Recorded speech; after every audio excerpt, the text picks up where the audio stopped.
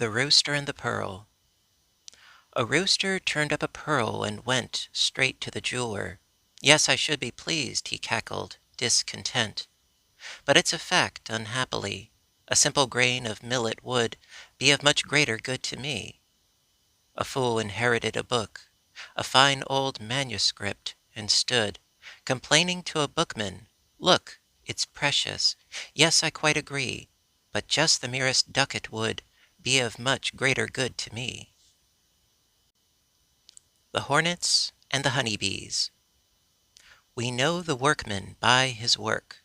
Quite so. One day some honeycombs were found, abandoned. Hornets soon came round, claimed they were theirs.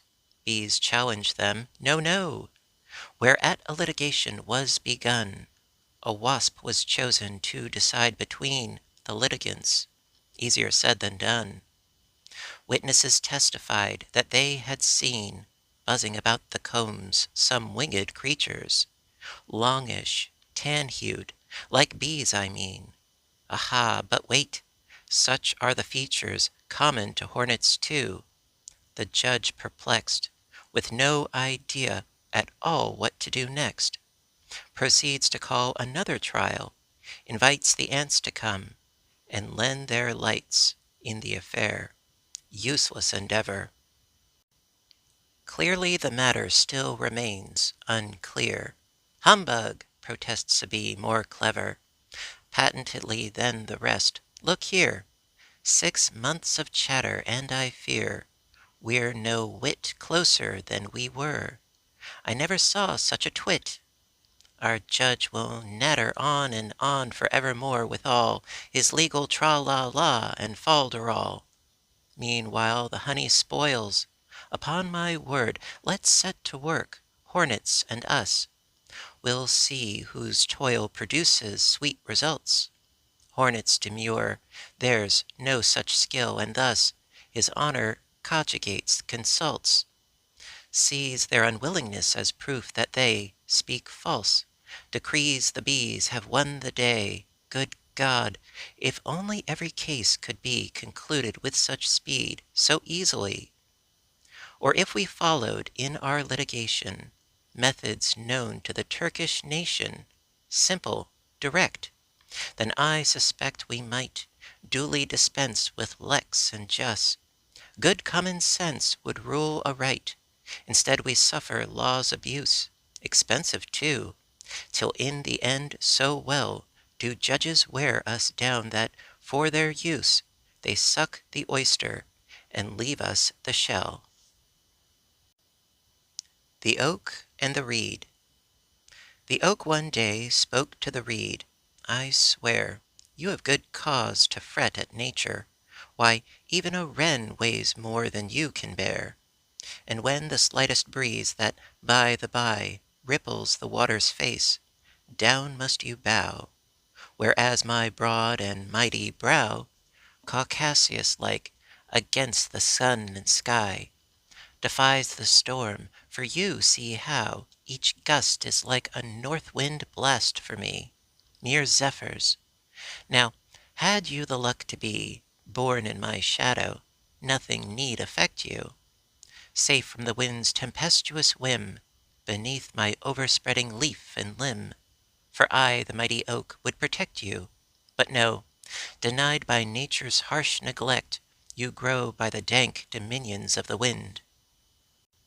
Poor wretch! "Monsieur," replied the reed, "it's kind of you to be so sore chagrined on my account. I thank you, but no need. I fear the winds far less than you, my friend. You see, I never break, I merely bend. Till now indeed you have withstood their frightful force unbowed. So far so good. But wait, we haven't seen the end." As thus he spoke, from out beyond the far horizon, like the crack of doom, there looms the fiercest offspring ever spawned from deep within the north wind's womb.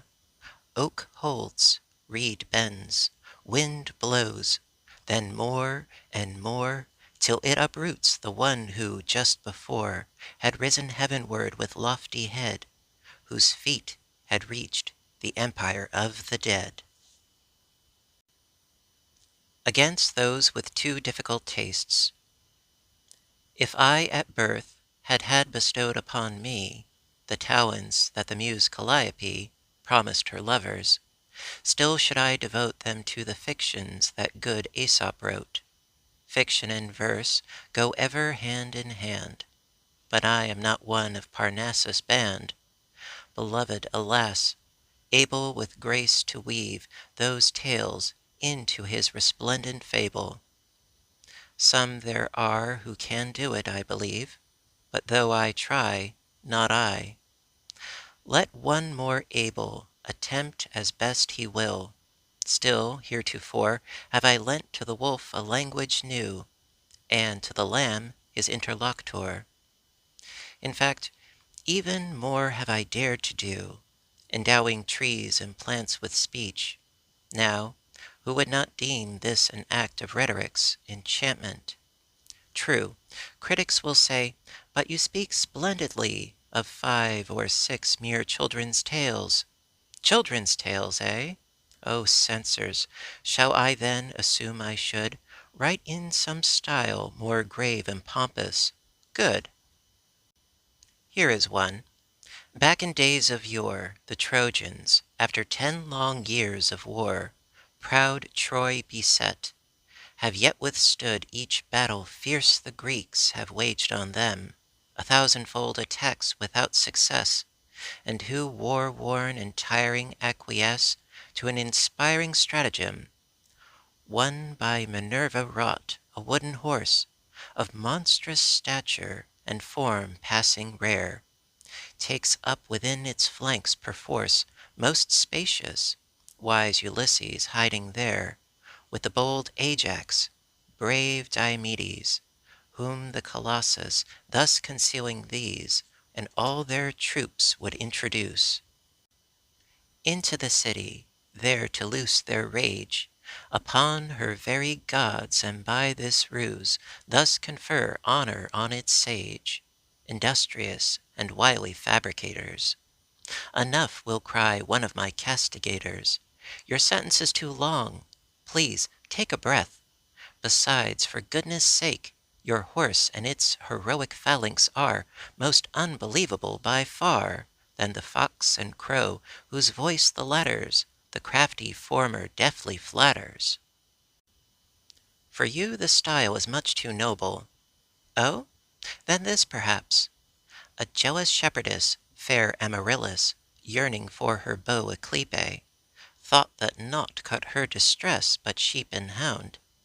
Young Tircis, though, slips twixt the willows, and hears her address fair Zephyr, praying her to whisper to her love. No, no, that line will never do, ending with two? No, not permitted. Clearly would it have benefited from more attentive care. So growls my scold. Damnable critic, will you hold your tongue? Can I never complete my tale? How dangerous, how bold, it is to seek a manner meet to please you and your ilk. Fie, I decry them. Nothing I do will ever satisfy them. The rats in council assembled. A cat, one Nimblelard by name, had spread such misery and devastation throughout the rodent population.